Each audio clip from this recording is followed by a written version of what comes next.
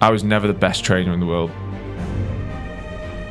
The reason that I trained was because I loved racing and wanted to. So what actually matters? Racing's more fun when you're going well. No matter how good someone is, there's still got to be some luck involved, you know? If you think better training automatically means better results, this conversation will challenge you.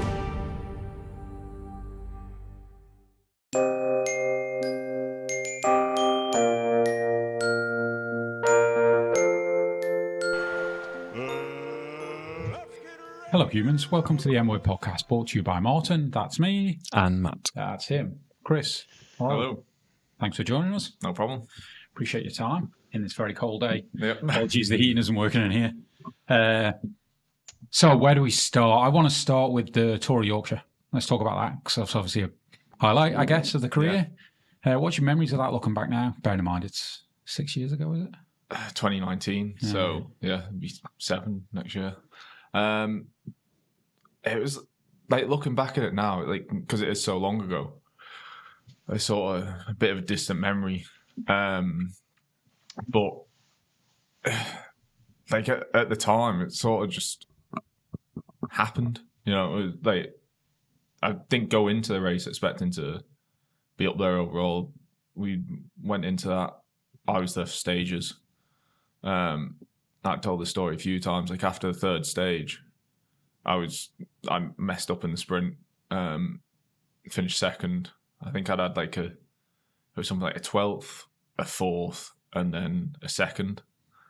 And I was like, all right, race done for me. Like, tomorrow's gonna be too hard. But I was in the leader's jersey.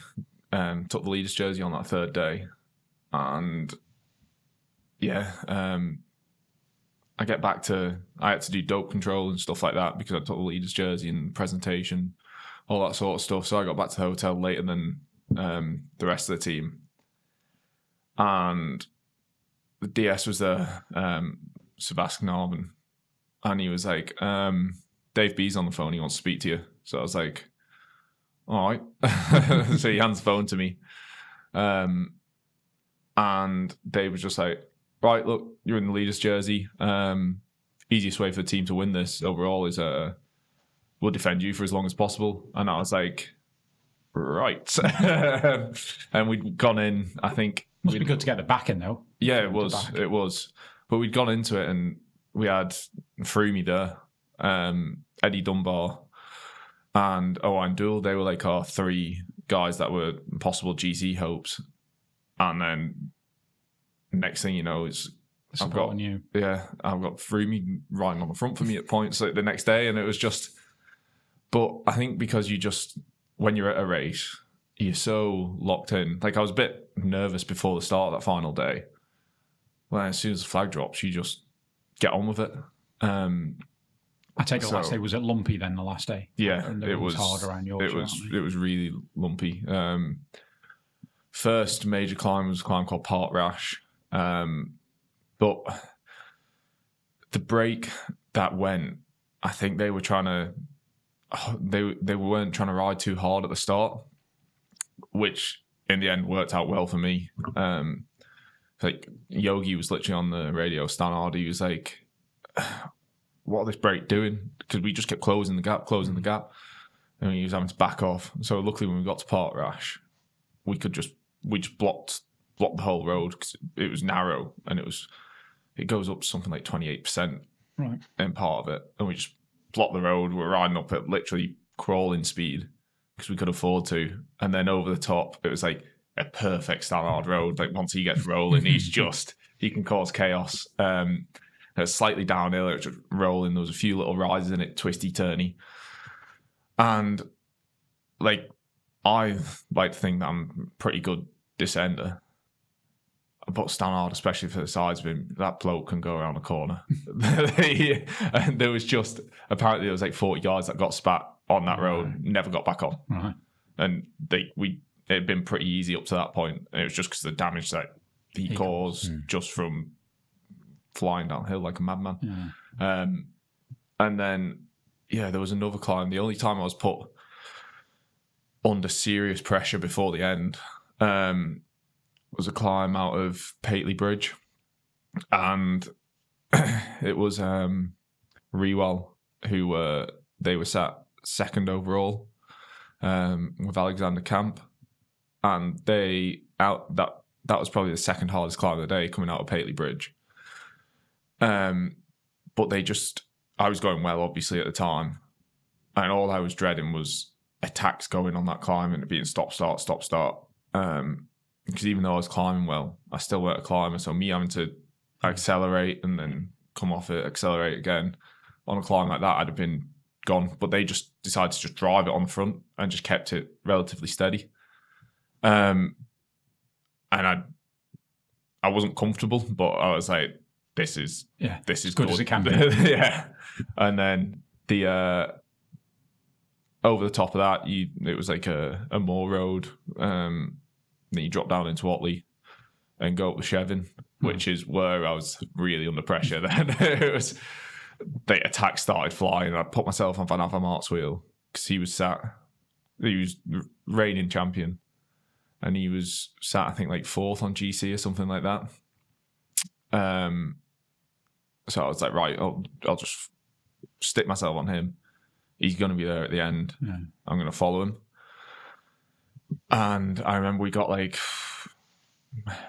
might have been like 700 meters, 500 meters from the top. And the group just went whack. And I was like, oh God. And I was just trying to hold on to his wheel. I just couldn't. And then just near the top, Duel came past me.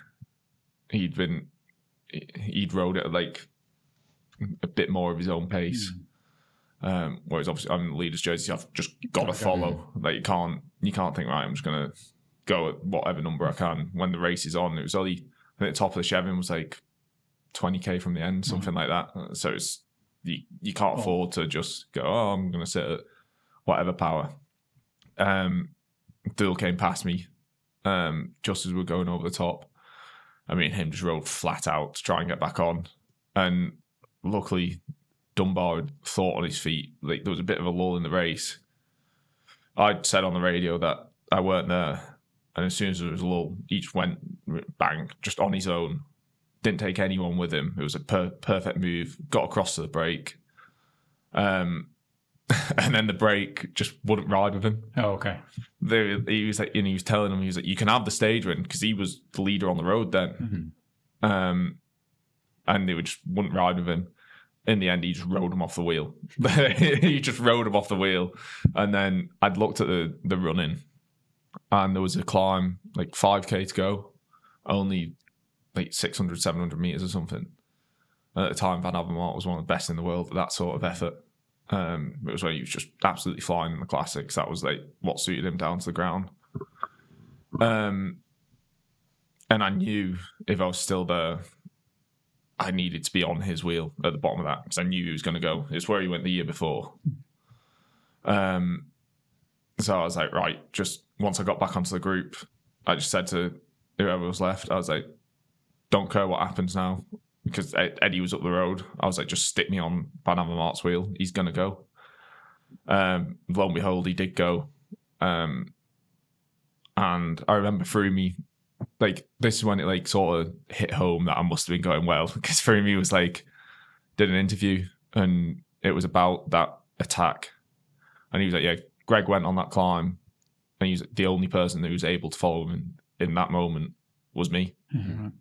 And I was like, that's pretty good of Froomey saying that, like, you know. And then me and Greg got across to Eddie, and then it was just the three of us into the finish. Greg won the stage, and yeah, all I had to do was finish second, and I won the overall stage as well against two here. Yeah, although I assume Eddie's not much of a sprinter. No, and you didn't care. Yeah, I didn't care, and he didn't really give us much of a turn. Oh, okay, yeah, he gave us one turn in the final 5k. He knew what he was doing, and yeah, it was something for him to get out of the race, because I think, I'm not sure whether he finished second or Eddie finished second overall. yeah, I can't remember which route it was, but there was only one reason he was going there. He wanted to win the race. You know, he was Olympic champion at the time. He's not turning up to a race to not try and win it, especially when he's won it the year before. So at least he got a stage win out of it. And obviously, I didn't care what happened on that final stage as long as I was still in that leader's jersey at the end of the day. So yeah, ended up winning the overall and the points jersey with it. Right. Okay. May as well do it proper. Right? No point winning a GC if you don't win another jersey. So take us back to then for joining. Was it Sky then or Ineos then? Sky initially, was it? From that transition from the team before, which was at pro level, the team before? No, so it was a Conti team. Yeah, I was with Axel Merckx's team, which came about. I'd signed for One Pro initially for that year when they were a pro Conti team, and then there was a few issues with sponsors. Like, it's such a fickle sport. Like any business is fickle, and a lot of things are always on the edge. But I think cycling, especially compared to some other sports, is even more so. And yeah, we got told the third week of November, I think it was, that they weren't going to be a pro team. Right. So for those that don't follow cycling, I guess, and fill in here anyway, Chris, it's typically, I think the kind of window opens in the second half of the year. So then teams are filled really quickly. Yeah. 1st of August is when transfers can be officially done. Yeah. But come certainly October, November, there's not really spots around typically. And it's only the 1st of August for riders who are already pro. I'm pretty sure if you're not pro already, you can sign whenever. Okay, yeah.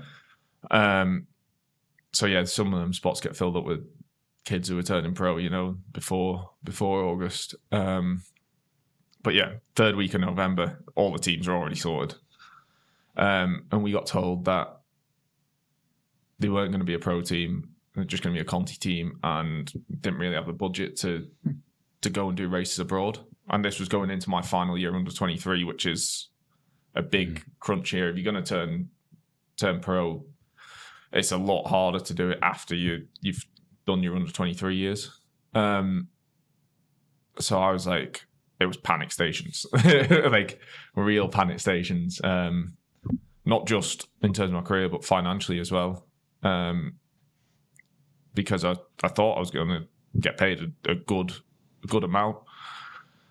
I had just bought a new car, just started renting a new apartment, and I was like, this is going to be a struggle, you know. I could have stayed at One Pro, and I would have still got a decent wage. It would have been less than what it was when we were supposed to be a pro team, but financially I'd have been fine. But it's weighing that up whether I could have gone on and actually turned pro after that year.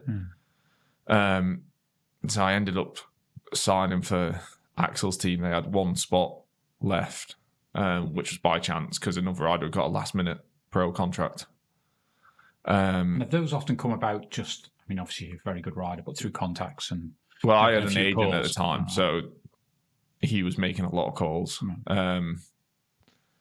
But yeah, I signed for that team for $10,000 US, which and at the time I think it was like $7,000. You know, like with the exchange rate at the time, it was nothing. I didn't have much savings. I was just like flat in a car. Yeah, I was just like, oh my God, what am I gonna do? Were you living in the UK at the time? Yeah,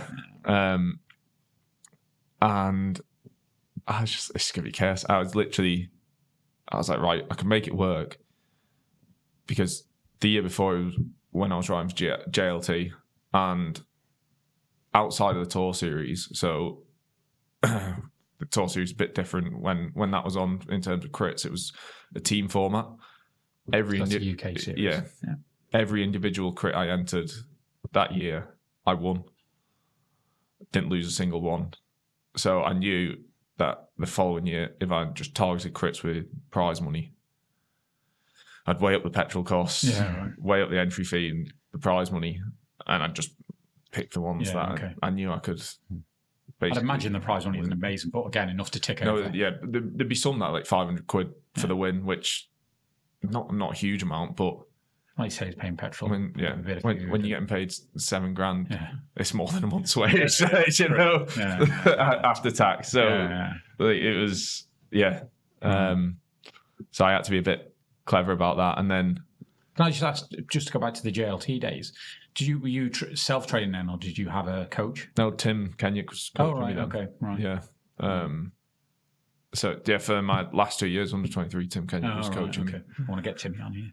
Yeah, he was a really good coach. Right.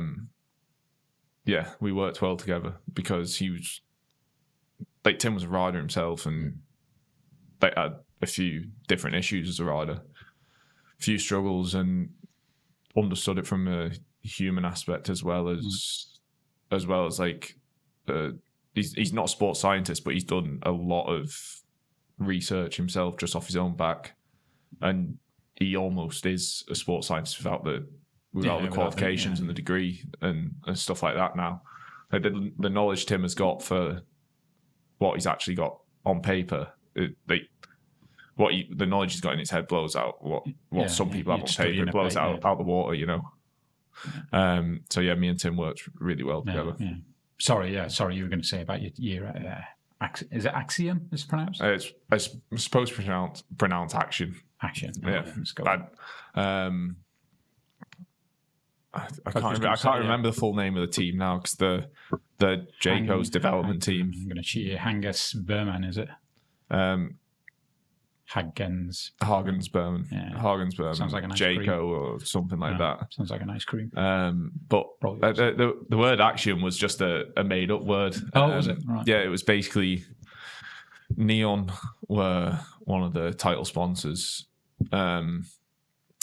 So they basically just made Axel and Neon together. Okay. It was like Americans like with marketing, because even though Axel's Belgian, it's an American team. And they have American staff. And how can we make this cool? Action, I'm taking a mick out of it, but they're all good guys, you know. It was just a made up word that came. And that year of racing. Tell us about that year, because obviously that must have got you noticed by Ineos. Yeah, so from start to finish, it was a pretty good year. My first races didn't go exactly to plan. We had a couple of 1 days in Portugal. Picked up a bit of stomach bug while I was out there, but then we did a stage race.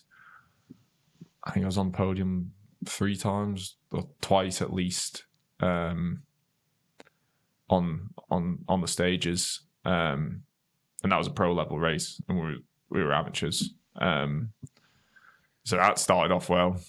And so, how many, when you're talking there of picking the year races, how much influence do you have on what you go? Just because you mentioned previously you were looking at the crits and all that side too, but with this team, when I was at home, the races I wanted to do whatever I want, like British national rounds, stuff like that. But in terms of the races we were doing abroad with the team, because I was just doing them crits off my own back. The team races are it's a discussion more than anything. It's at the start of the year on training camp, the management will say like the race plan that they have for you.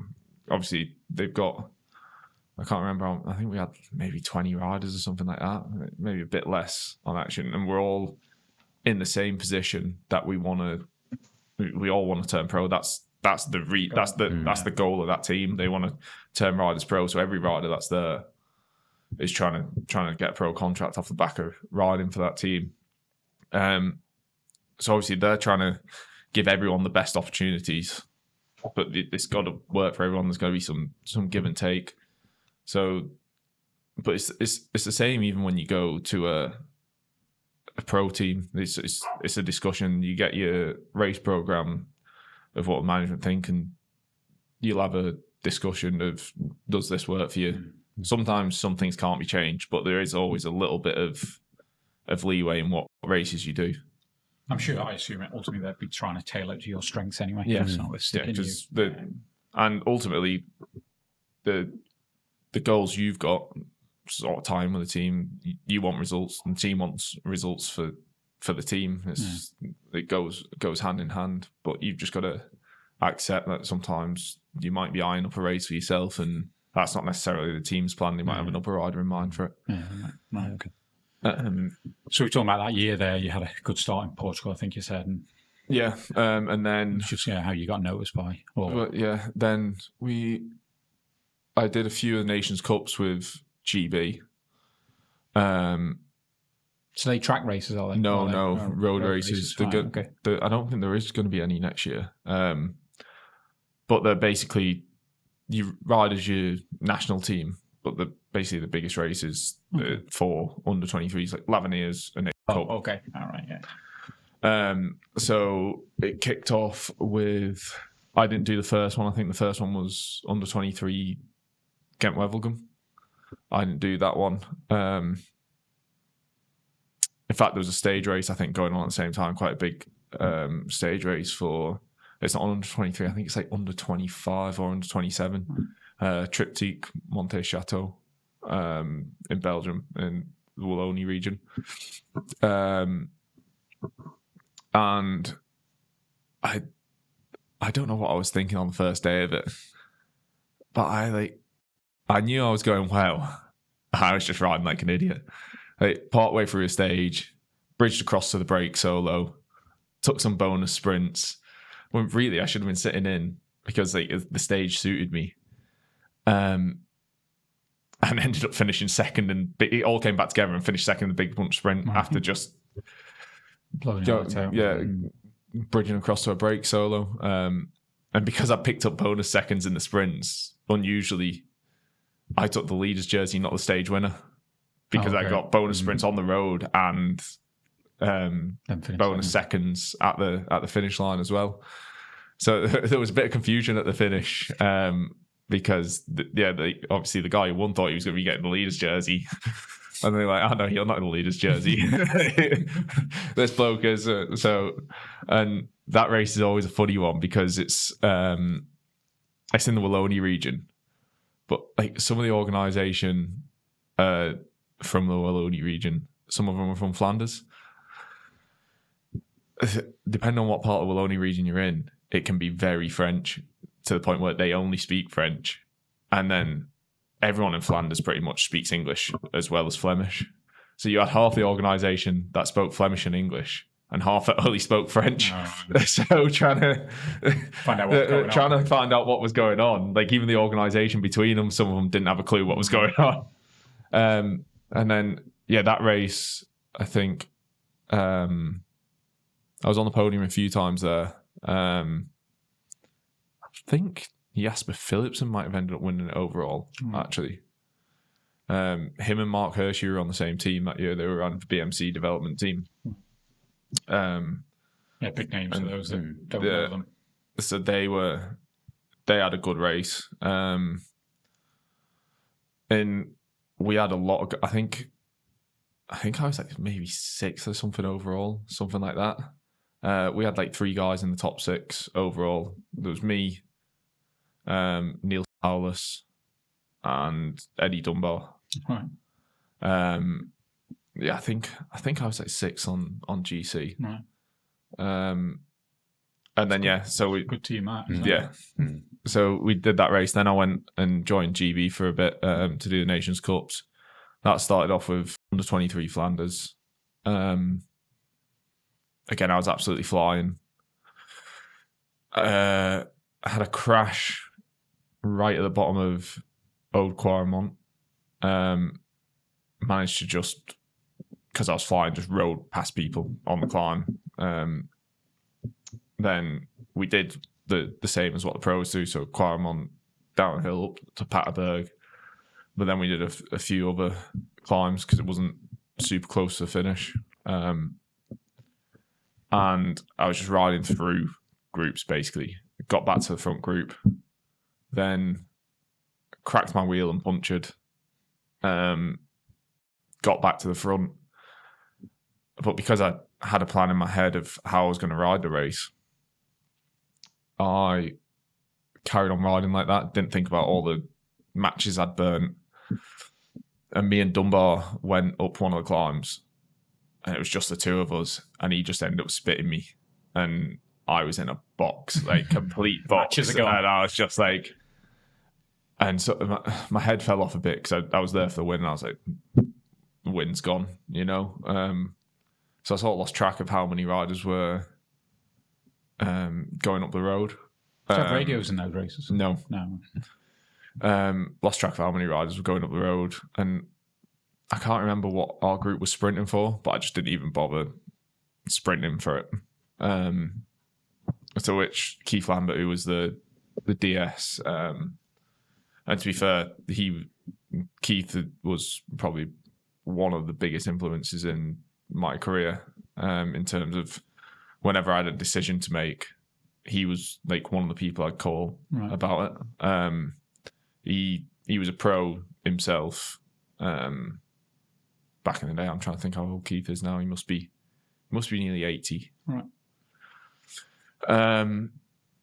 But then managed. I think he might have managed like Rally Banana at one point. Wow. Yeah, back in the day. Yeah. Really nice. And Rob Holden was on that. Yeah, I think. and he might have had something to do with Linda McCartney. I'm not sure. And he was known as just a hard nut when he was riding as well. Like him and Sid Barris sort of like ruled the British scene when they were pros. But yeah, Keith came up to me at the end of the race. You know, what the bloody hell do you think you're doing? He's proper Yorkshire. He is like, and I was like, oh god, you don't want to annoy Keith. Like, I was like, what do you mean? He was like, why didn't you bloody sprint? It's my soul's back on the last week. And then, so I just like sort of avoided him for a few hours, and then he cheered up a bit because I think like there was still points on the line, you know. Yeah, right. But then a week after that was under 23 ZLM Tour, which there's another Nations Cup, and I just had a bee in my bonnet after the week before, after a bit of bad luck. And ZLM's in Zeeland, which just translates to Sealand. It's in Holland. So it's basically just reclaimed land all around there. So the crosswinds you get are just stupid. I remember in the neutral, we went through this little harbour, and there's little chains at the side of the road, you know, like you get in harbours. There was like a rider going over that. I don't know whether he ended up in the harbour or at least he nearly did. That was just in the neutral. It was like multiple crashes in the neutral because everyone knows as soon as that flag drops, Be the crosswind central, you're gone.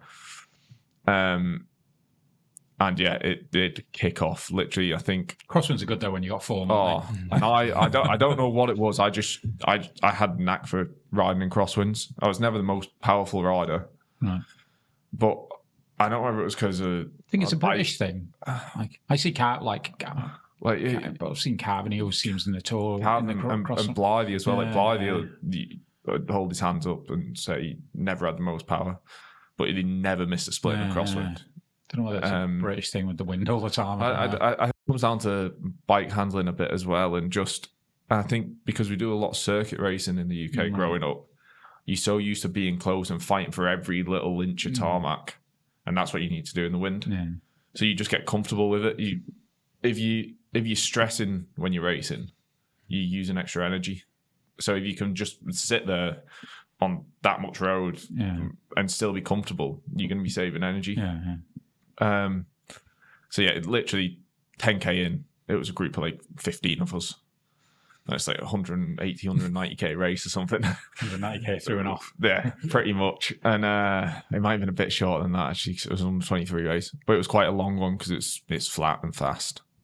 But yeah, and then there's quite a few bridges in between all these bits of Latin. I remember on the longest bridge of the race, I punctured. Oh. And I was like, not again, not again. Here we go.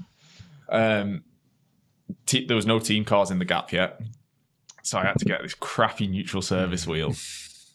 I had some lovely zips in our car, and I got like this Shimano like alloy rim, and I was like, oh, for God's sake! And it looked shit as well. Yeah. and neutral gave me this wheel and then didn't even give me a tow back to the group. Oh, really? And I was just like, Swap. And as it was a slow wheel change as well. So the second group comes past me. I'm still at the side of the road. Third group's just coming past as I'm getting going. Get onto them. Third and second group come back together. Then I had one teammate.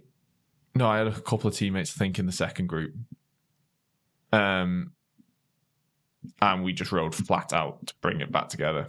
We only had one guy in the front in a group of like 15. So like we needed to come back. It's too early for it not to. And then I think it was about 20k after it came back together. Split again. I think there was like me and one other guy that weren't originally in that front group. Well, I say originally, I was there originally, but punched out of it. Out of the ones that got back, I think there was me and one other guy that managed to stay in the front again. And then, it was just that. It was like 20 guys till the end of the race, just threw it off. And it was like, it was a hard race. And then it's funny, you look at its finish happens, that everyone was just gearing up for a sprint.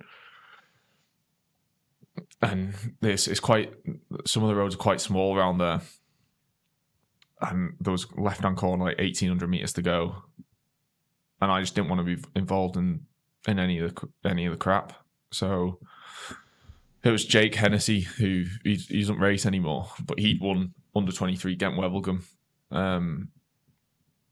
He was in the front with me. He took it through the corner with like 1,800 meters to go. And there was a crash behind, and he starts looking behind. I'm like, mate, you don't wait for crashes at this point. Like, you still keep going and going. I'm just like, go, go, go. And we opened up a bit of a gap, and I just hit it like literally 1,500 meters out. And you look at the finish photo, and it looks like a bunch sprint. I literally just held off. All right. It looks like I won by a bite length. I think Philipson was second. Right. I can't remember who was third. I think it was a French guy. So of getting a win at a Nations Cup, that was a big thing. I just had a solid year throughout. But I think... Do you remember your agent ringing you saying, Sky want to talk to you, or Sky got an offer, or did the agent more go to them saying, I've got this lad over here? I presume it must be on their radar. It's a bit of both. And I think one of the races that really got me noticed was Nationals over here. In fact, I listened to... on the island? Yeah. Oh, yeah, I remember that. That was that year. Yeah. I listened to Swifty's podcast that you did it was a couple of years ago, wasn't it? And he said that race was one of the highest numbers he's ever had. And I think it was the highest... It's a brutal circuit, wasn't it? Oh, it was... like in terms of power, road. I don't think, even as a pro, I don't think I had a day which was as hard, like in terms of average power. Yeah. Where did you finish that day? The second. Right.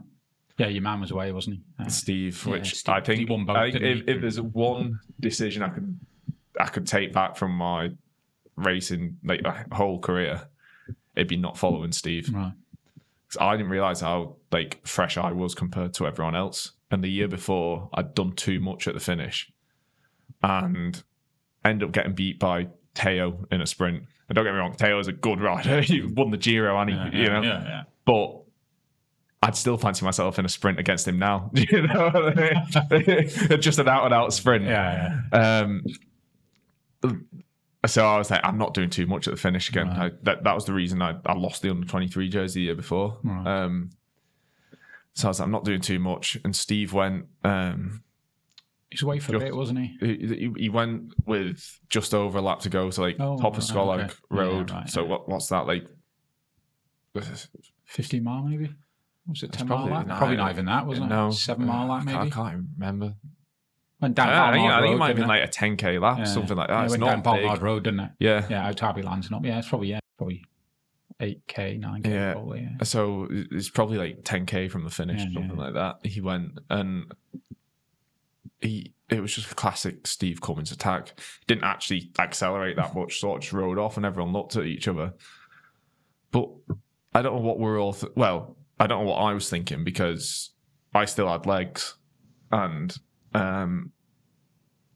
he does that at the Tour with riders, with everyone's at their peak condition, and he manages to do that at the Tour. But I was like, nah, I'm not following him. I was like, did too much last year, not doing it. And then I remember Pete and Bibby went over the top, and I was like, nah, I'm still not following. I was thinking there was like still quite a few guys left. I looked over my shoulder, and I think there was only like Swifty left, and he was literally chewing his step. And I was like, oh God. I was like, panic. Went after Pete and Bibby, and we were riding well together. And then we turned onto Barnard Road, and we were all three of us going flat out, like literally like 600 watt pulls at the end of a race. And we could see Steve putting time into us. Like, not just like, it weren't like we were getting time checked. We could see him just putting distance into us, because it's quite a long road, Barnard Road. And I think all three of us, our heads just were like, nah, fighting for second. You've got to look at each other, don't you? You're not looking up the road. It was a joke how well he was going. To just, because I know that's what he's good at. And even though it's 3 against 1, it's different at the end of a race. But the speed we were going, and to just see him putting time into us was a joke. But anyway, then I beat Pete and Bibby in a sprint for the line. So finished second overall, under 23 jersey. And obviously, there's Sky were there. Like, Rod Ellingworth was there. So he said to me at the finish, like, good ride. So I suppose that was one of the places that was probably one of the key rides that got me noticed. Yeah, right. Because that was a bloody tough day out, that was. And without particularly talking, because not the financial side, but then the negotiation with Sky, is that like, are you talking to your agent saying, because obviously you dream about becoming full-time pro, full-time pro, let's say. It's like, I don't really care about what the deal, I just need the deal. Or is there, from your side and your agent side, is there a bit of... So when I remember getting the call, it was when I was at Lavernier, and my agent said, like, there wasn't too much interest from other teams at the time. My agent said, got an offer from Sky, this is what it is. And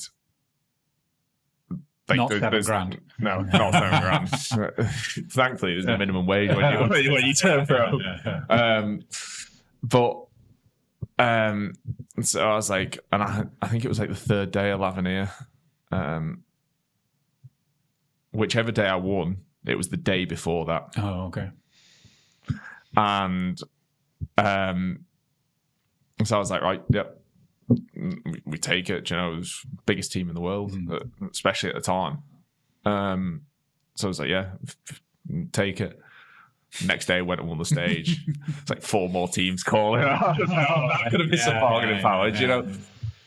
Negotiated a bit higher. But that was it was a shame that stage when it didn't come a day earlier, you know. Yeah. But I remember I was talking about Keith Lambert again. He was DS at Lavernier, and I was one of the fastest sprinters in the world as under 23 against other under 23 riders. And stage of Lavernier that I won, we did finish circuits around this little town, and with about 4k to go, there was this climb. I can't remember whether the bottom was 4k to go or the top was 4k to go. Anyway, it was a launch pad, and I knew I had legs. So I said to the boys, I was like, get me into the bottom of this climb next time round in a good position. I was like, I'm going. And I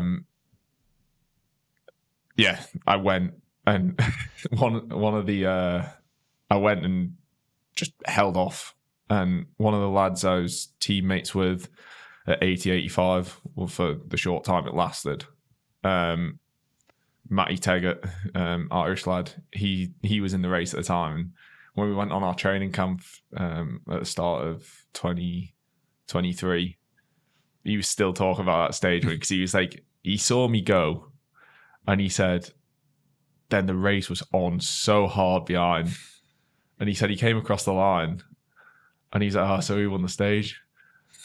And they were like, "Oh, Lawless." And he was like, "What?"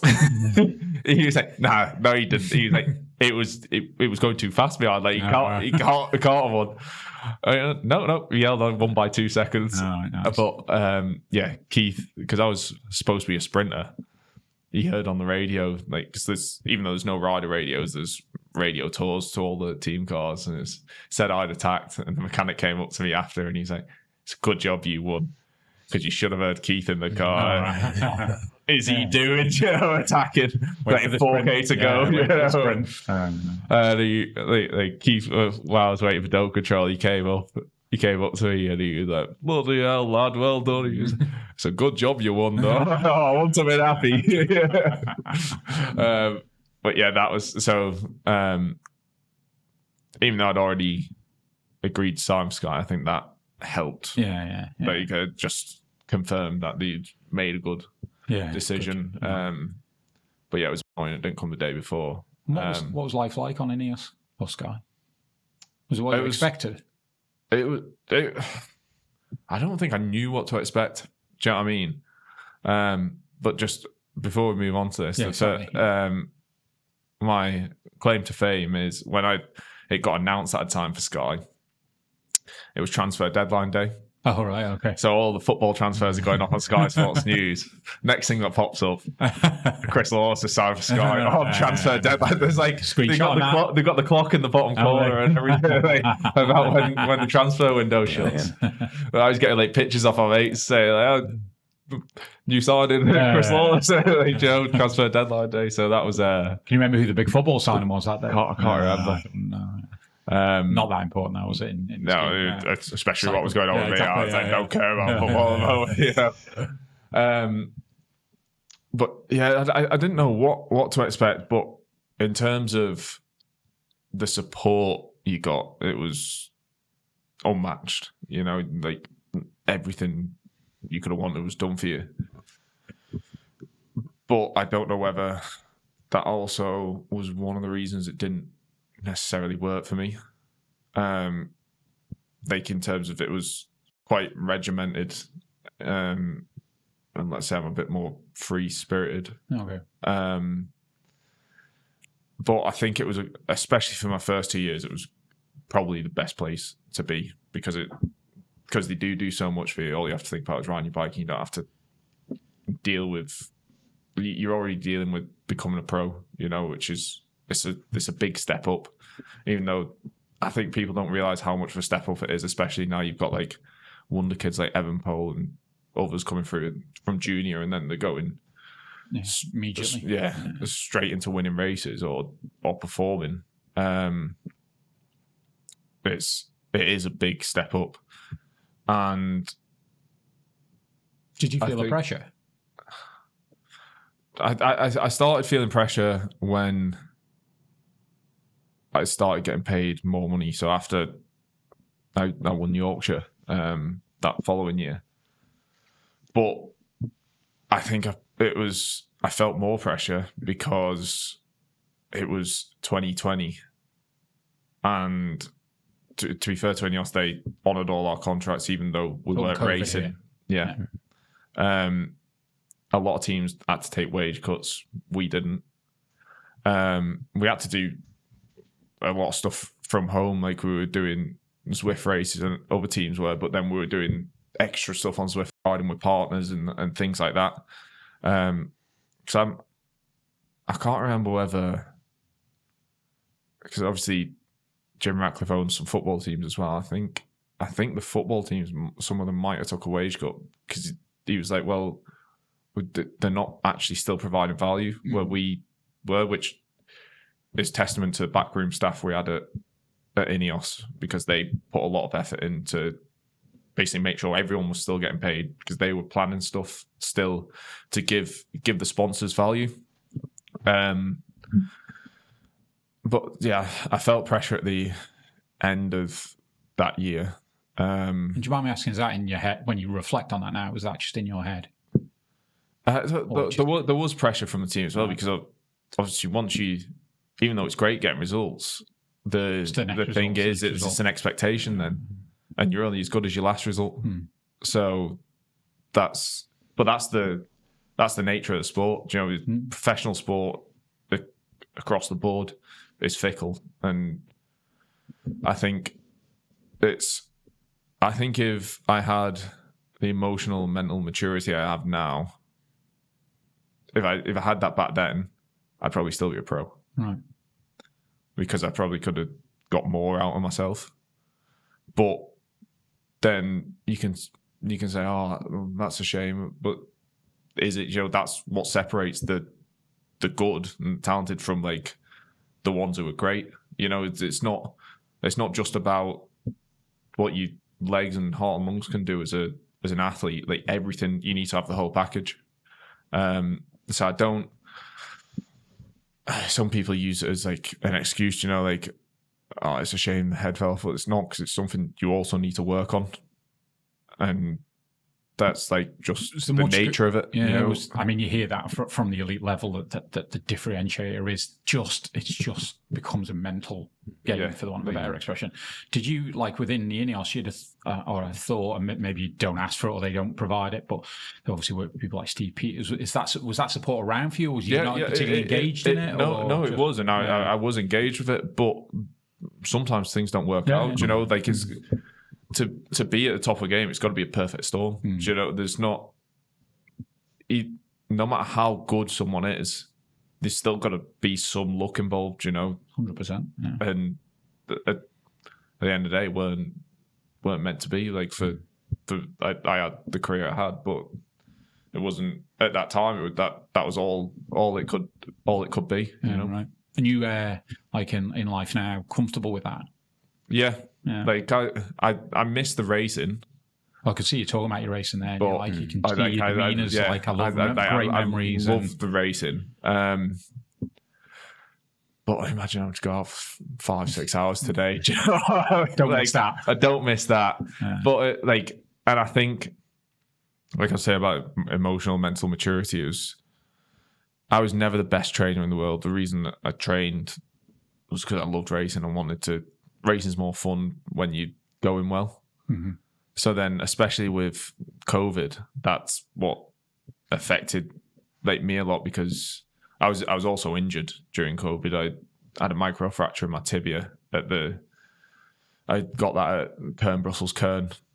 In a crash, obviously. Well, I didn't actually come down. I didn't actually hit the floor, but there was a crash, and I went into the back of someone, and.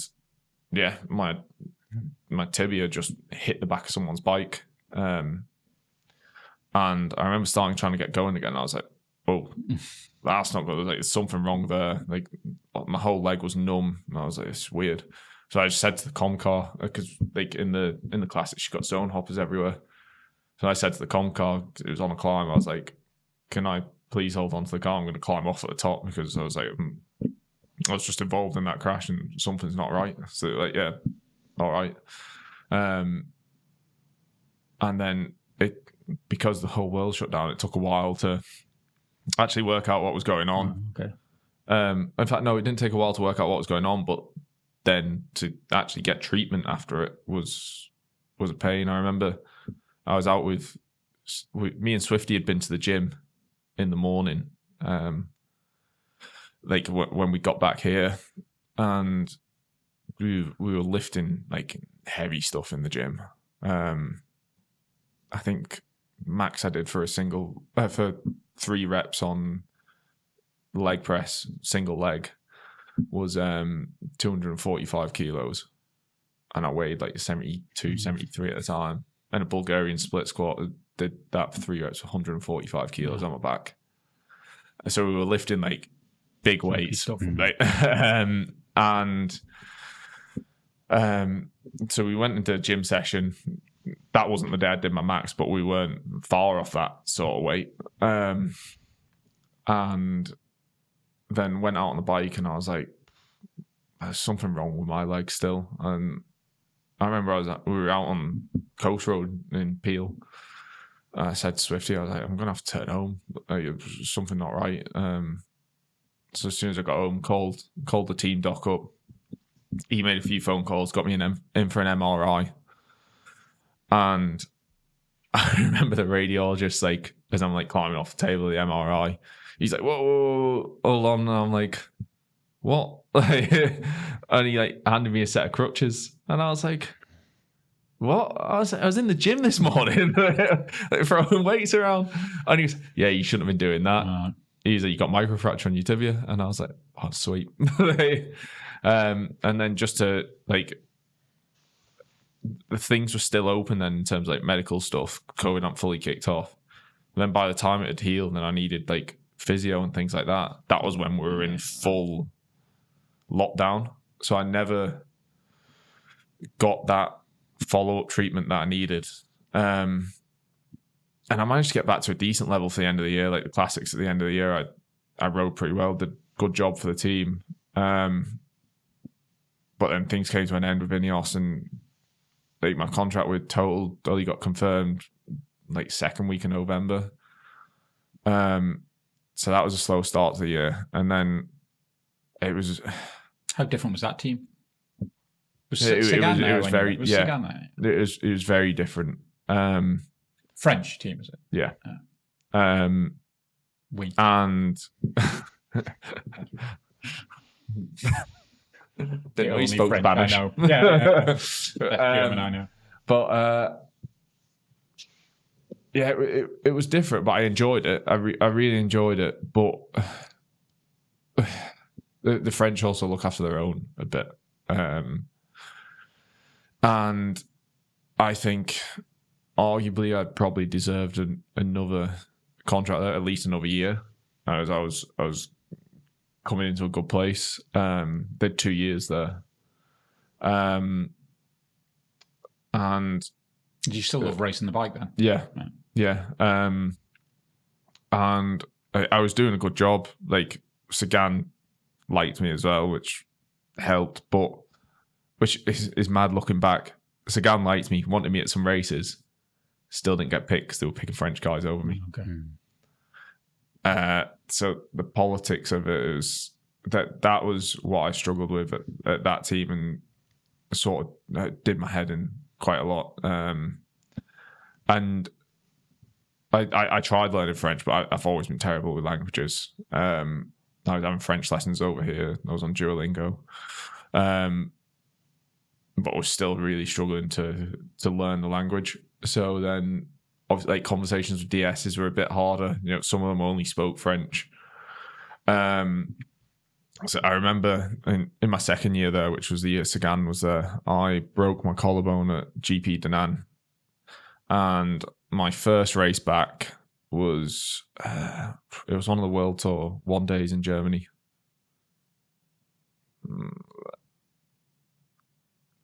Hamburg, maybe, something like that. Can't remember.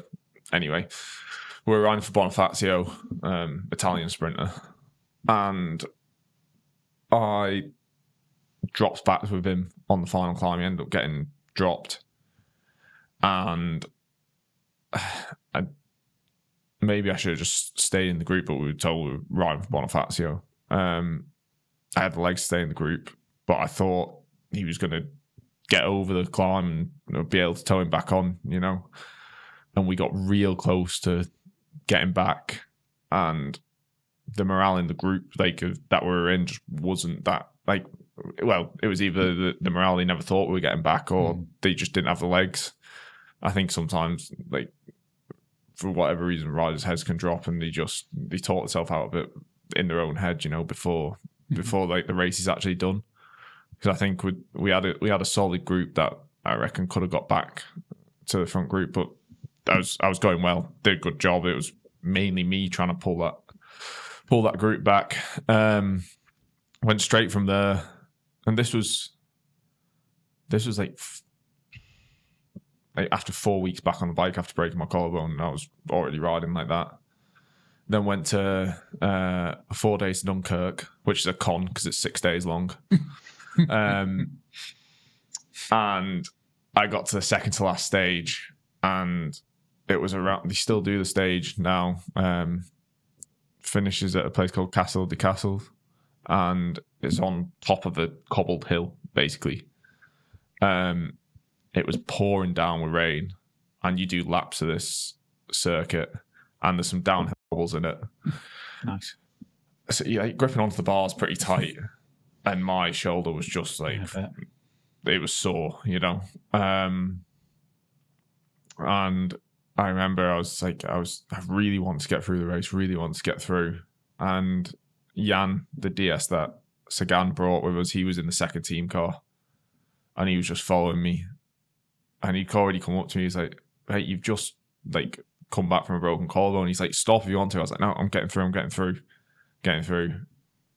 And it took him like 3 times, and he basically just said, like, "Mate, just stop. Like, you're not gonna do your own head any good here." He was like, "You're gonna struggle to make time cut." So he's like, just stop. Like, you've done well to get to this point.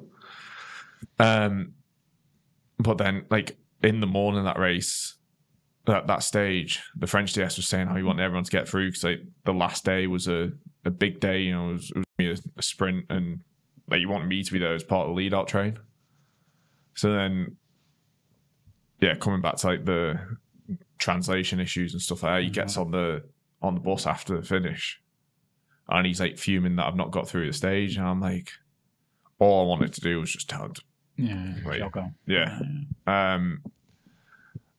and I just went up to Jan, and I was like, "You need to have a word with him because, like, tell him the conversation we had, you know, in the race, and fill him in both ways."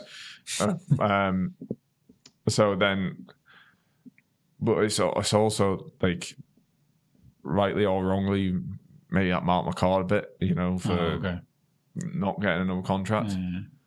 But the thing that annoyed me about that year was every bunch sprint I contested, I didn't finish outside the top 10. Right. And I didn't get many chances either because we were running for Bonifacio for most of the year. And bunch sprint is one of the things that you need to, like, it's a skill you need to keep practicing. Mm-hmm. So for me to not finish outside the top 10 in a sprint I contested, and I was like, well, I'm still at some sort of level, but I was struggling for a contract. Yeah, man. Which was, and I remember the team sending out an email about like points, and they sent out a list of the riders that had like the most points, and I was like 10th on the list, and it's like, I'm keeping secure. Like they wanted the points because they wanted to try and fight for a world tour license. Like, hold on, I'm the one who's contributing for these points. But then you're just going to be like, we don't think you perform well enough. Right. I was like, well, it's written there on paper, do you know? I've scored a good amount of points. But this, it's not just with riders' performance, it's also like with team dynamics. It's got to be a perfect storm. Yeah. I think I was saying about luck. And I ask how that I know I'm not necessarily comparing the two teams, but you mentioned earlier about the Ineos. But to a degree, the structure helped, but also you're a bit of a free spirit. What was it like there? Was it? Do you know what? I think I did enjoy the setup. Like, I had my coach. Still Timmy? No. It was a coach at the team. Yeah. When I was at Sky, I had a coach that was internal, and then at Total, they gave me the option if I wanted an external coach or an internal one. And there was a Belgian guy they'd hired, and he'd done a lot of the Bachler Academy, which is at Leuven University. It's where Quickstep do a lot of the testing and things like that. So I was like, I was like, internal coaches, I think they work. Yep. Because then the communication's there with the team. Yeah. So I'll do that. And I thought he was a really good coach. He was good sports science background, but he'd also raced himself. And he was a good go-between between me and the team because he spoke perfect French as well. Okay. And also he was Flemish, so spoke perfect English. In fact, he's working with Action now. Oh, good. His name's Jens van Balen. He's working with Action now. But he, I had him as a coach, and he was a bit less regimented in terms of communication. and at Sky and Ineos, they gave you a phone, they gave you a laptop, but with that was so you could be contactable when they wanted to contact you. You've got no excuses then. Whereas Total, you didn't have that. It was more. I'd say I made more phone calls to him than he made to me when I was at Total.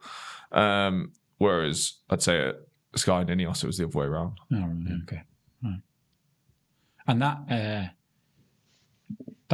can I ask the transition then? If we transition away from cycling, so if you felt maybe some annoyance at and this isn't to pick on the French team or the French in general, but if you then did you get a contract after that? Was that your last contract? That was my last pro contract. Is there because obviously he's clearly super talented, still got the desire to race by the sounds of it, still got the skills to race. Is there like, annoyance isn't the right word, but like, because arguably he could still be racing today. But do you not feel that? Or do you just feel it? No, I think if everything, like, if I was in the headspace that I'm in now, it wasn't like I was in a bad headspace. I wasn't as mature as I am now. Would Caitlin agree with that in the background?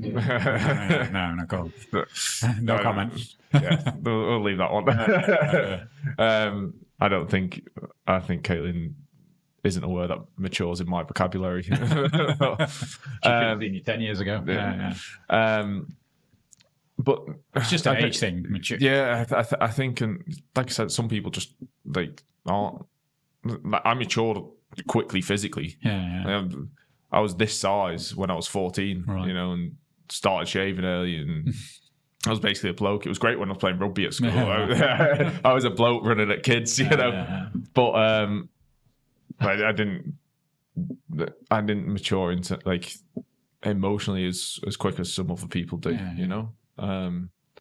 which is this a luck of the draw, I suppose. Yeah. And I suppose I talk about that aspect, but ultimately you lived a dream that many of us who've raced bikes would just crave for 10 minutes of it, and you had a number of years of it. Yeah. So putting people in the gutter at pro level. Yeah, I think that, there's no... there was definitely resentment there when I first stopped. Not towards anyone, just in general, because it was all I'd known for. Well, I went full time just before I turned 18. I got on the British Academy and went full time. So that would have been back end of 2013. It was October 2013, and then stopped in 2023. So it's 10 years of just, that's all you knew. Yeah.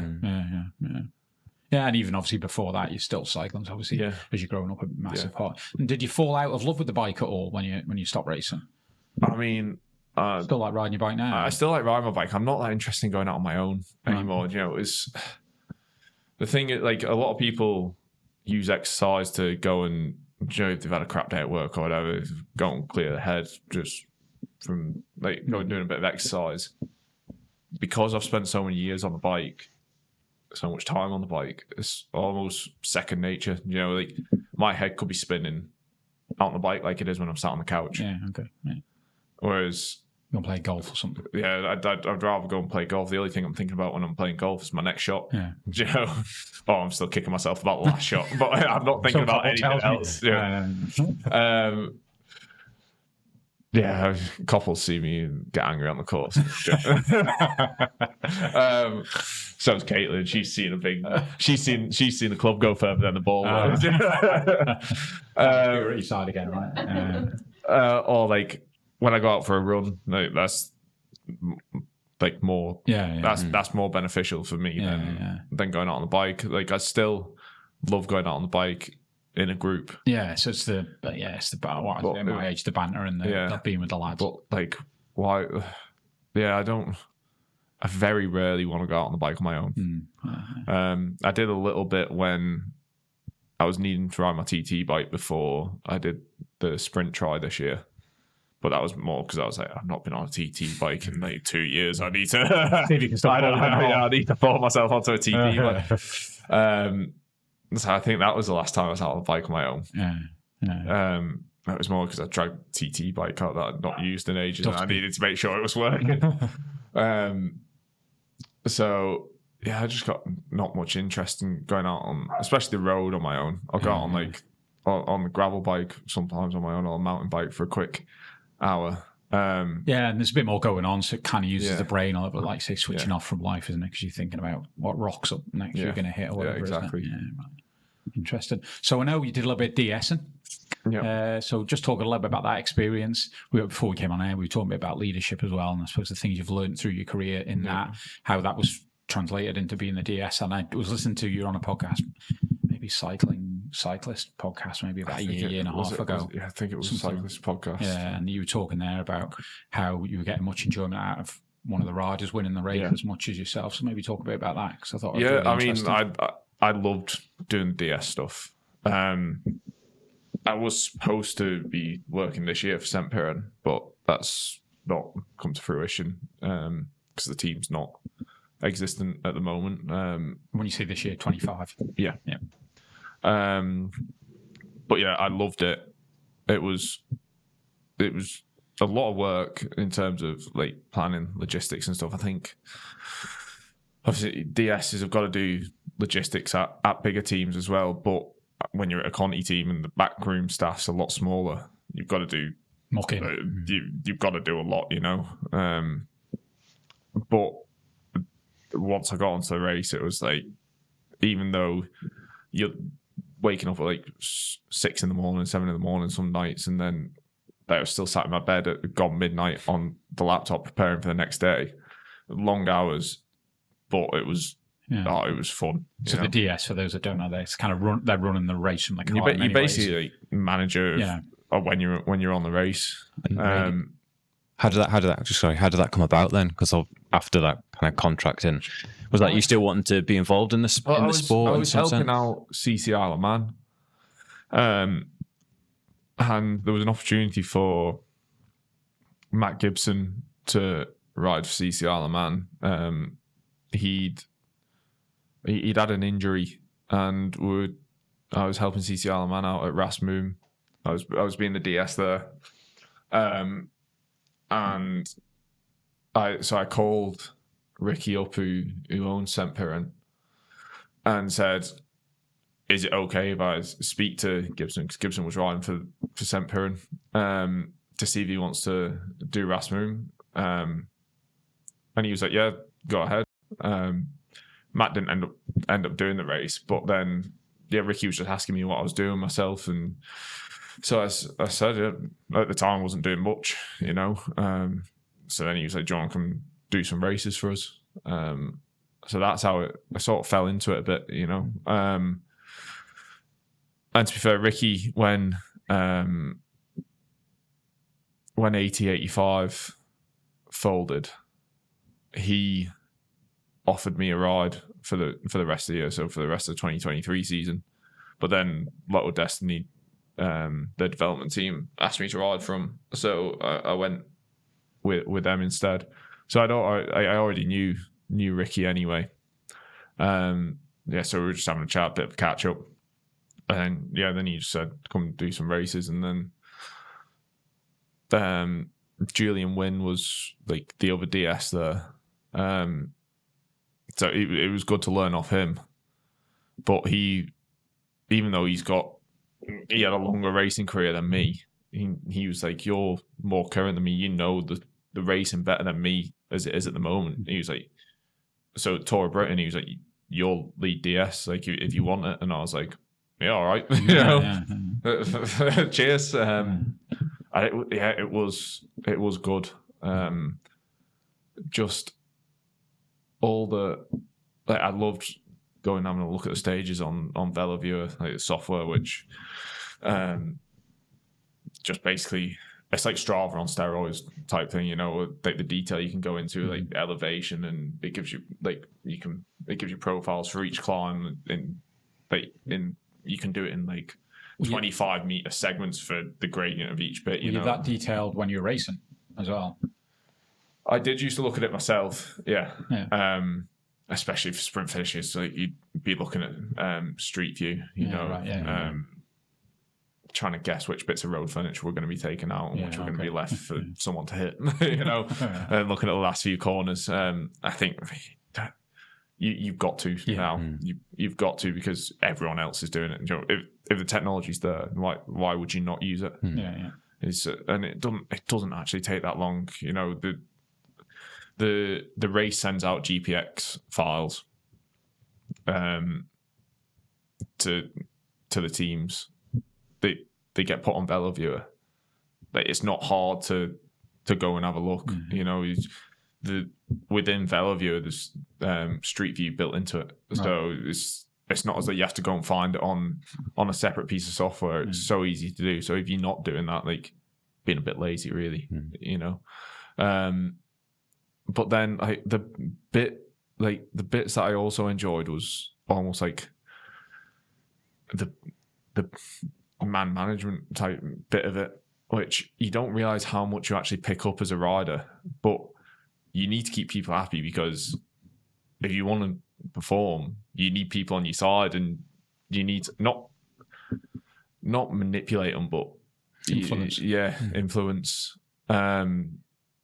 So you pick up like a lot of management like esque skills when as a rider, which then I was able to take over for that relatively short amount of time. I was doing stuff with St. Piran. Would you like to do that more? I'd like to do that more soon. Yeah, I would. It's a hard job to get into, especially if you're not. Like, I was a decent rider, but I wasn't like a big name rider, Like, you look at Rowie, who was known as being a road captain and stuff. It won't have been easy for him to get a DS role, but it would have been a lot easier for him to get one. And to be fair, he's got more knowledge around the races than I do. But it was something I'd like to try. But just like going back to what you said about getting enjoyment about one of the lads winning. It was Tour of Hellas last year, and we'd set out a plan, and I'd been looking at this stage, and I was like, we have got a chance of winning, but it was a pro race. We're an amateur team, so it's a big ask. And I was like, I really rallied the lads up. We were trying day after day to try and get something. And I think it was the day after a really hard stage, if I remember rightly. So they'd all like took a kick, and it finished at like 2,000 meters the day before, So obviously everyone's going to be a bit down in the dumps. I think our best place rider on stage was like 25th or something, well out of the GC. On this climb, it was like, it wasn't second gaps, it was like minutes. So I was like, right. I rallied them around, and I was like, this is the plan for tomorrow. I was like, we've got a good chance. I was like, it's not just going to come down to legs. It's because it went up a climb. It was almost a San Remo-esque finish, the descent into a bit of flat and then finish straight. And I was like, we got them together. I was like, over the top of this climb, I want like the last 200 meters. That's when we're there as a team. I was like, and I don't care if it's all of you. Ideally, it's all of you. But even if it's just a couple of you, and originally we were going for Harry was our sprinter, Harry Birchall, and he was the guy we were riding for. I said, I don't care if it's just like a couple of you and him, but make sure you're there. And if you're at the front, don't be scared of just taking it to him on the descent. I was like, you can all go downhill well. You ride crits most of the time. You know how to take a corner. I was like, just don't be scared and just take the race on. And you could tell they were getting more and more up for it. So then, because it was a pro race, we had radios, so I'm on the radio, like geeing them up in the race. And then I think we had like 3 or 4 of them at the front going over the top of the climb. Harry ended up crashing on the descent, got taken out by another rider. And like a few of the lads burnt themselves out, like getting them into that position. So we had like two of them left. I think it was Brad Simmons and Dylan who won the stage. And I just remember, like, I don't know, like, it sounds weird, but I had a feeling that we were going to do well. You know, I don't know whether it's because I'd hyped it up so much. And I was just waiting for the result over the radio. And it came in that he'd won. And I just started going nuts. And we had this, I was in this hire car because we didn't take our own team vehicles over. And we had this mechanic who was Greek, hardly spoke a word of English. And the first communications that were saying over radio tours was in English. So by the time the Greek one came over, he didn't have a clue what was going on because I was just going nuts in the car. Yeah, I was punching the roof. And I just turned to him. He's like looking at me confused. I don't know whether he knew, like, could tell whether I was angry or happy or what. I was just like, we won. And then he started going nuts. So we're both just like banging on the windows of the roof of this hire car. I was like, I think other than me winning Yorkshire, that was the most emotional I've been at the end of a bike race. It's nice. Yeah. And it weren't me who was getting the result, you know. It was a lot of fun. Part of that team. Yeah. Being part of that team, isn't it? Yeah, it was. And yeah, it was just, I enjoyed as well helping as a mentor the younger riders. Yeah, you got a lot of massive experience. Yeah. I got a lot of enjoyment and job satisfaction out of doing that, you know. And nowadays, you mentioned obviously sprint tri there. I know you were training for running.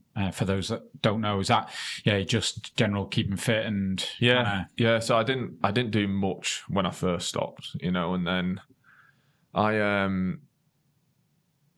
had the silly idea last year of doing the Sig Quirk half marathon, and I didn't train, and when I say I didn't train, I did 4 runs in 4 weeks before it.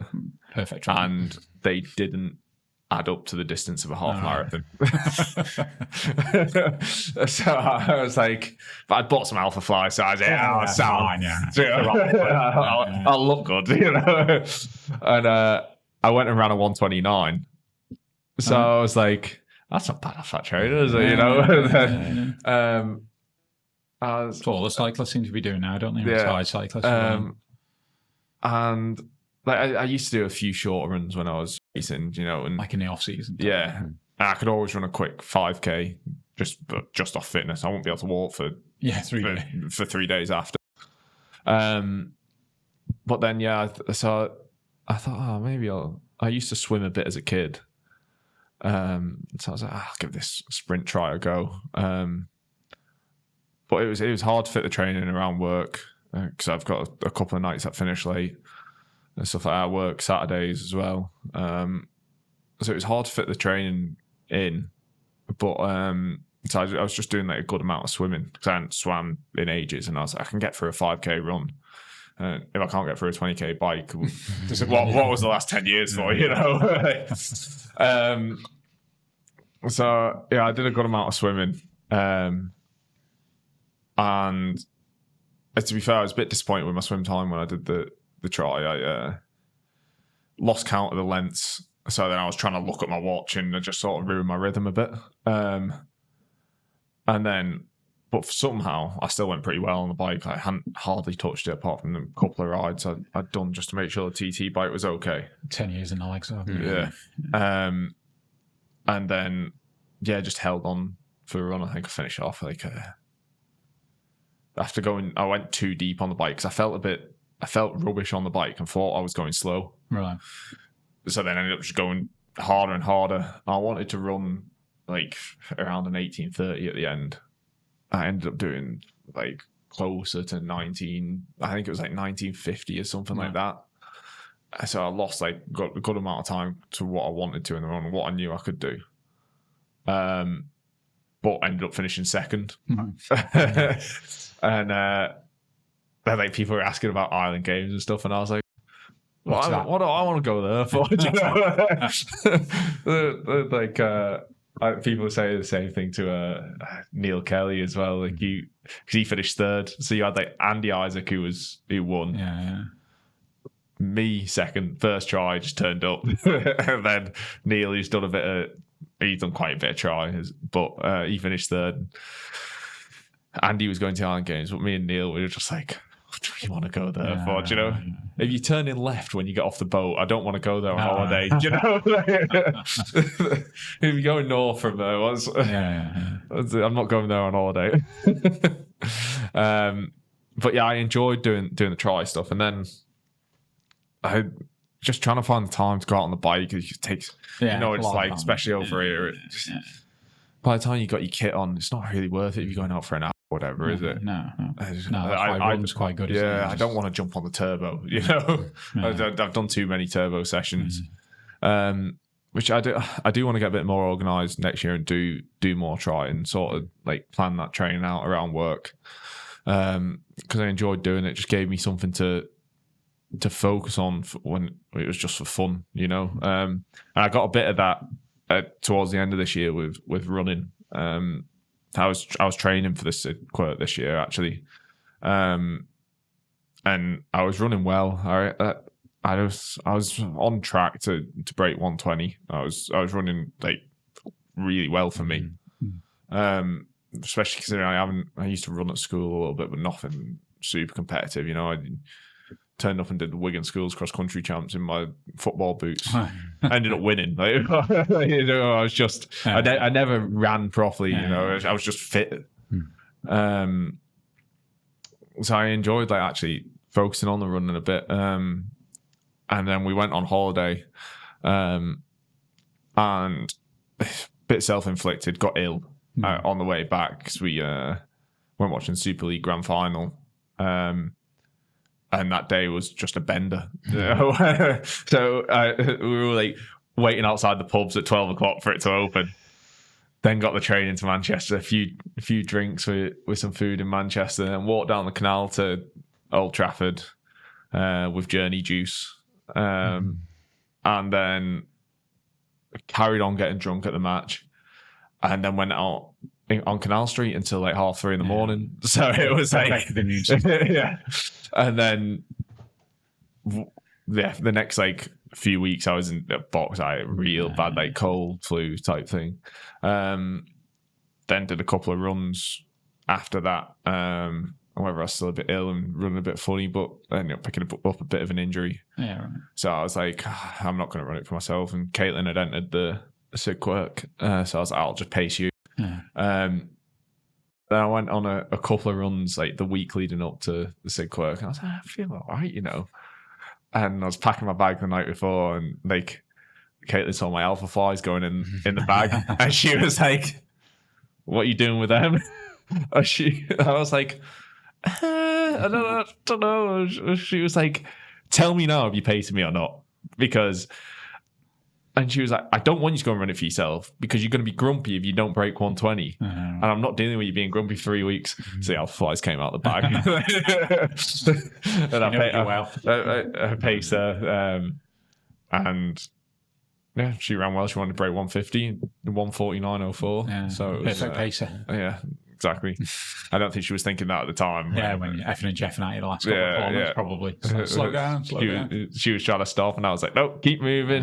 And she was like, if you keep speaking, I will stop. I won't finish. But no, it's been good, like finding, because I think a lot of people are the same. If you a lot of sports people, if they finish earlier than they want to, they are gonna probably not want to exercise for a bit.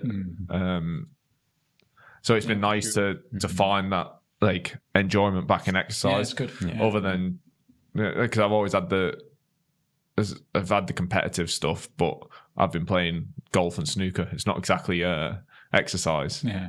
Even though I see them in my head as elite sports people, as well as the darts, like elite sports people. But Caitlin keeps arguing with me that they're not. Oh, I know what you mean. Yeah. Yeah, Joe, It's it's be sweating all and out of breath, don't you? Yeah. It's sort of probably hardwired in you from a young age. So, and if I don't exercise, I put on a load of weight, and I don't want to be fat. I like my food. So the exercise. Yeah.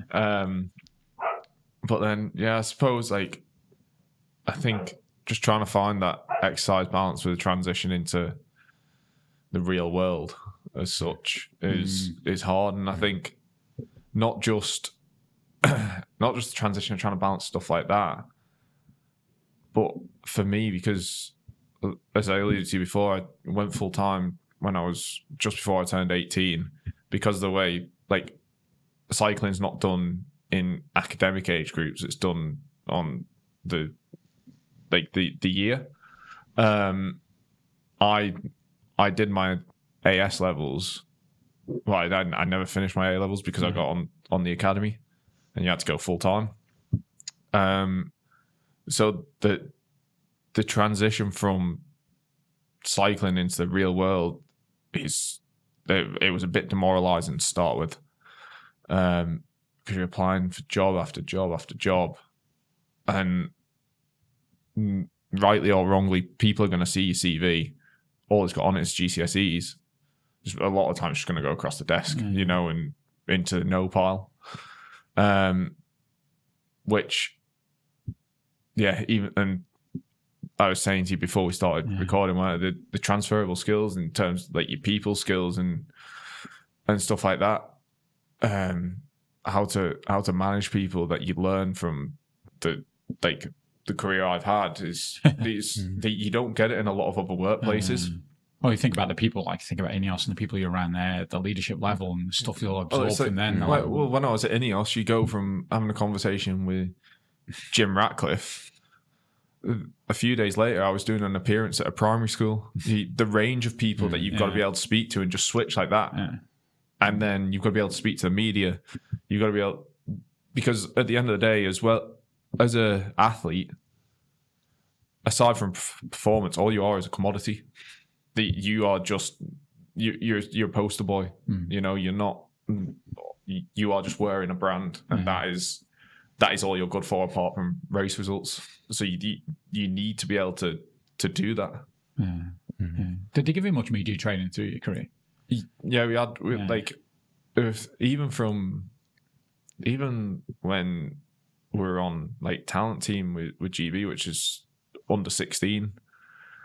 I think because they just want to slowly introduce you to something in case you do end up getting somewhere, and it's not all thrown on you at once, and they make it fun and things like that, but it doesn't feel like you're in a lesson and it's all serious. This is media training. You can say this. You can say no. You can't say this.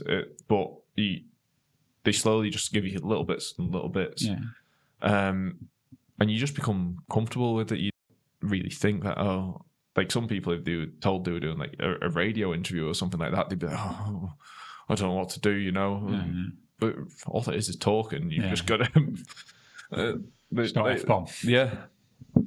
Basically, don't swear, don't slag people off too much, and there's nothing wrong with not agreeing with something when you're doing an interview. It's the way you put it across. And I've just got one final question. So, see, from Wigan originally, I assume you're brought up in that general area as well. What you obviously settled on the Isle of Man now.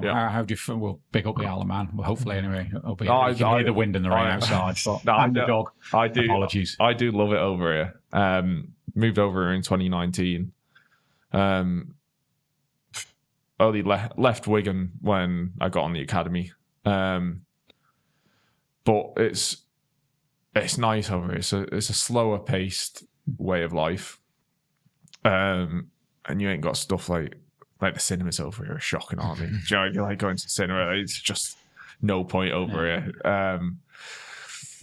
But it's the range of terrain and views and stuff. If you like outdoor sports, and it's just it's not. Especially when the weather's good. When the weather's good over here, it's one of the nicest places in the world.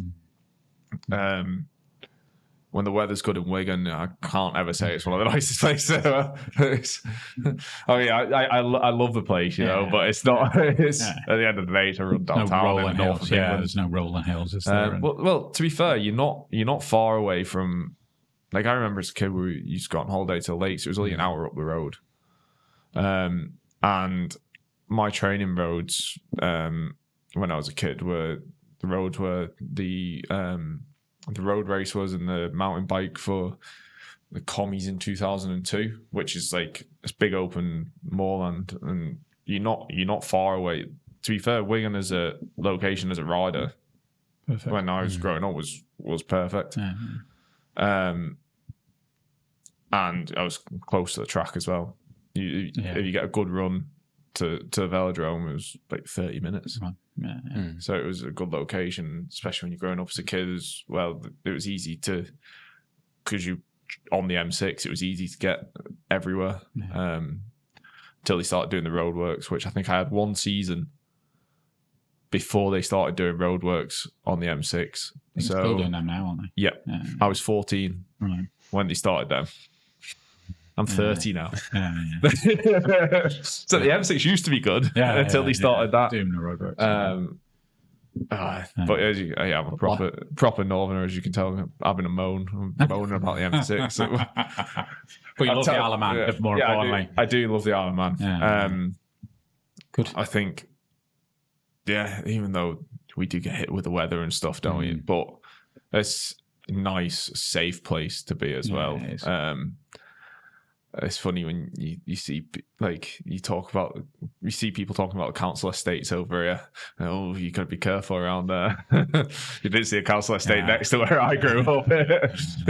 It makes the council estate around the corner from where I grew up makes like the roughest area over here look like Chelsea. Yeah, right. It's not. Sometimes we forget what we've got here. I think people take things for granted sometimes over here. Yeah, for sure. But that's a good thing for, even though people are taking it for granted, it shows how good it is over here. Cool. Chris, thank you. Appreciate your time. Probably could chat for another couple of hours. Appreciate people's ears, so appreciate your time. Thank you. No worries. Well done on all your success in your career as well. Thank you. Cheers. It's a word out from Martin. And word out from Matt. Poor flimsy humans. Don't you wish you were flawless like me? A towering inferno of physical perfection? I hate to pop your blimp-like ego, but you're not perfect.